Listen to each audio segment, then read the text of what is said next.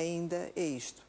Não creio que houvesse risco da Grécia ser empurrada para fora do euro. Isso seria uma brutalidade para a lógica do projeto europeu e há uma vontade clara no sentido de manter a Grécia. Agora, está em causa ainda um grande braço de ferro sobre o rumo que a Europa deve ter. Se a Europa tem ou não tem capacidade de ultrapassar a situação de crise em que se encontra, que já não é só económica, é social e é política. E esse braço de ferro está em curso e tem por trás um jogo que não é o que de certa maneira às vezes foi transmitido pelo governo português, que seria a ideia de que, coitadinho do governo grego, estava ali sozinho contra 18. Não foi isso que se passou. Houve unanimidade na reunião do Eurogrupo contra a Grécia, se assim se pode dizer, simplificando. Eu devo dizer que não é isso. Eu tenho tido a ocasião de participar em múltiplas reuniões, incluindo ministros das Finanças. Participei com uma reunião com variedíssimos ministros das Finanças de segunda para terça-feira desta semana e vi perfeitamente que havia grandes diferenças entre eles. E basicamente o que se passa é o seguinte: há atores, e eu gostava aqui de salientar a minha família política, dos socialistas e democratas, que adotou à cabeça, logo que houve a vitória do Syriza, uma posição de fundo dizendo há uma alternativa, e a alternativa credível passa por dar à Grécia mais tempo para reequilibrar o orçamento, reformas que façam sentido para pôr a Grécia a crescer, não para pôr a Grécia num estado de devastação social em que ela se encontra, e, ao mesmo tempo, lançar a Grécia num verdadeiro plano de investimento. Mas na hora H houvesse unanimidade ou não? Ora bem, essa posição foi adotada num grupo parlamentar que é o segundo mais importante do Parlamento. A partir daí transmitiu-se aos governos dessa família que têm peso no Conselho Europeu e no Ecofin.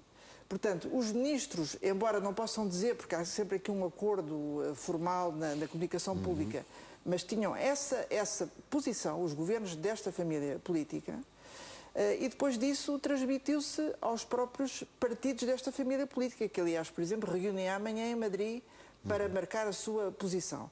Devo dizer que essa diferença em relação, digamos, à obcecação pela austeridade, que é própria do Sr. Schäuble e da Sra. Merkel, atinge o interior do próprio SPD alemão, que é sempre um partido mais problemático, porque faz parte da grande coligação, mas eu tive a ocasião de falar com o meu equivalente que lidera a fração do SPD no Bundestag e que disse que eles estão preparados para abrir caminho a uma solução de facto alternativa para a Grécia. Portanto, isto não é preto e branco. Nós temos, de um lado, Schäuble, apoiado por Merkel, numa lógica obcecada pela austeridade, como se isso realmente fosse a solução. Temos um povo que chegou ao seu limite e que transmitiu isso numa mensagem clara. Um governo que assumiu responsabilidades com algumas reivindicações, algumas das quais não eram realistas, mas que exprimem, digamos, um sentido e uma angústia de um povo que é inteiramente compreensível. E depois o que se está a fazer, e a família a que eu pertenço está a trabalhar a fundo para isso, é uma solução alternativa que reponha o crescimento, o emprego na prioridade central da Europa e também da Grécia. É isso que nós estamos a viver neste momento e o resultado ainda não está claro. Portanto, o braço de ferro, como eu disse no início, vai continuar nos próximos dias e se calhar semanas ou meses. Isto não está claro. A história mostra, e eu penso que vai mostrar ainda da forma mais clara nos próximos dias e semanas, é que afinal havia alternativas. Ou seja, eu não tenho dúvida, Dr. Guilherme Silva, que o país teria que sempre fazer um grande esforço para reequilibrar o seu orçamento, tornar-se um país mais competitivo. Agora, há alternativas, porque nós podemos reequilibrar o orçamento, mas sem sacrificar, como sacrificamos brutalmente, a nossa capacidade de investir no futuro, na educação, na inovação, na ciência, tudo isso foi sacrificado. Nós podemos forçar a competitividade sem que isso passe pelo esmagamento dos salários ou os cortes nas pensões. Nós temos que apostar na inteligência, na inovação das empresas. São esses os fatores de futuro. Ora, não foi esse o caminho seguido. E, portanto, isso prova claramente... O Primeiro-Ministro diz, Sra. Professora, que quem atentou contra a dignidade dos portugueses foi quem trouxe chamou a troca. Se houvesse um governo capaz, de facto, de defender os interesses do país de uma outra maneira. Porque essa margem negocial existe. E depois há outro ponto. É que nós não podemos esquecer que, enquanto há este debate sobre a Grécia, está a decorrer um debate da maior importância para Portugal, que é o futuro da União Económica e Monetária. O Presidente da Comissão, Jean-Claude Juncker, acaba de apresentar um plano geral de reforma dessa União Económica Monetária, em que nós vamos ter que estar ativos, porque está em questão é saber, queremos uma zona euro que continue a funcionar como está a funcionar agora, produz divergência, porque a capacidade dos países de investir é completamente diferente, o acesso ao crédito, o apoio ao investimento. Há países que contam hoje com recursos humanos cuja formação não foram eles que pagaram, e nós estamos exatamente no polo oposto. Nós investimos em força numa geração e estamos a perdê-la. Não é? Portanto, este jogo desigual tem que acabar. E Portugal tem que ir para este debate com uma outra visão de conjunto que passa por estar do lado daqueles que querem repor a convergência e não daqueles que querem institucionalizar a divergência, que é o caso do Sr. Schäuble. Não se percebe, num momento, no epicentro do debate que nós temos estado a viver nas 2 semanas, que tenhamos um ministro do governo português junto ao ministro Schäuble numa fase que é absolutamente decisiva exatamente para mudar o rumo de como a zona euro funciona.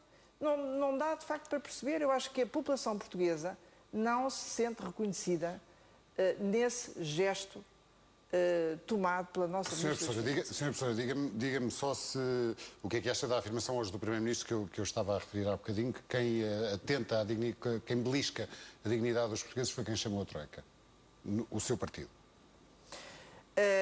Bem, eu não queria muito ir para o passado, porque também podia dizer houve um governo que fez tudo para evitar a Troika e que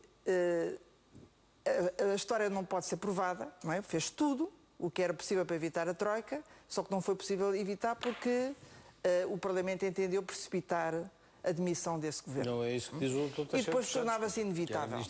O recurso tornava-se inevitável porque era uma questão de responsabilidade perante o país, e eu acho que o Ministro das Finanças, dessa altura, foi muito claro, havia que fazer isso. E eu própria tomei essa posição nessa altura. Tinha que se defender o interesse do país. Mas, sinceramente, eu acho que a questão, se vamos falar em dignidade, é assim. Isto na sequência das declarações do Presidente da Comissão Europeia. A dignidade tem a ver com não só uma postura moral, que eu acho que existe de facto, mas também com as condições de uma vida digna. Ora, houve uma grande parte da população portuguesa que perdeu essas condições de vida digna. E há provas concludentes disso. Quando nós vemos a massa de gente que emigrou contra a vontade. Como disse a doutora Ana Drago, sim. A massa de gente que está desempregada, não só de forma explícita, contabilizada, mas que já desistiu de procurar emprego. Não é? Houve uma enorme perda de capacidade humana neste país. Houve uma enorme perda de capacidade empresarial neste país. E o que eu quero dizer é o seguinte, eu não tenho dúvida que este esforço de ajustamento iria sempre custar um grande esforço. Eu não quero vender ilusões aos portugueses. Agora, o que para mim é claro é que esse esforço foi exagerado e contraproducente e o resultado está à vista do ponto de vista desse perda de potencial do país e também no resultado paradoxal do peso da nossa dívida sobre o PIB não ter diminuído. Pelo contrário, se o objetivo era esse, nós não conseguimos com este tipo de programa. Não é? Mas isso tem a ver com a circunstância. Volto a dizer, em contato com um dos ministros das Finanças, percebi perfeitamente que havia uma situação em que, em face do governo grego, havia um polo organizado em torno do ministro Schäuble, com Finlândia, com Espanha, Portugal. Nem sequer a Áustria já estava a apoiar. A Áustria normalmente está alinhada com a Alemanha, nem sequer a Áustria estava a apoiar. Ouvi as declarações da Sra. Merkel esta tarde em Paris, ao lado do Sr. Hollande. A Europa está confrontada com desafios tais, guerra na fronteira leste, a pressão obviamente que sim. do lado desastroso que não se chegasse. Seria desastroso. Portanto, a Europa tem que reforçar a sua coesão interna num momento tão crucial como se está a viver. Portanto, mas a Grécia é o elo mais fraco aqui ou não? A Grécia é o elo mais fraco, quem terá que fazer mais cedências ou não? Obviamente que sim. É o elo mais fraco. Agora, eu quero aqui também dizer o seguinte, de facto, Portugal não é a Grécia. Não é? Portugal tem uma situação diferente, tem problemas menos graves. É um país que tem um grande potencial, tem que ser bem aproveitado esse potencial. Portanto, eu volto a dizer, o que esta história, a moral desta história, é que afinal havia alternativas. Foi aplicada aqui uma receita de uma forma exagerada, contraproducente, que reduziu parte do potencial do nosso país, Mas era bom ver também E no momento... alguma força socialista no governo, Maria João Rodrigues estava quando o governo socialista de Sócrates... O governo que tentou evitar o recurso ao resgate até à última, apresentou uma proposta de alternativa. Não sei quanto tempo para fazer o acordo e a situação era muito difícil e, na realidade, se havia alguma hipótese, já não era grande, ela foi comprometida pelo chumbo. Não, isso não é verdade. Isso está mais que gosto que essa alternativa foi votada no Parlamento. E o PEC 5 e o PEC 6 e que íamos cada vez pior. Num minuto... Uma especificação das reformas que a Grécia terá que fazer, porque tem que fazer. Eu espero bem que haja uma nova prioridade para essas reformas. Não a reforma do mercado de trabalho, não a redução das pensões, mas antes um sistema de coleta de impostos que funcione, de administração pública que funcione.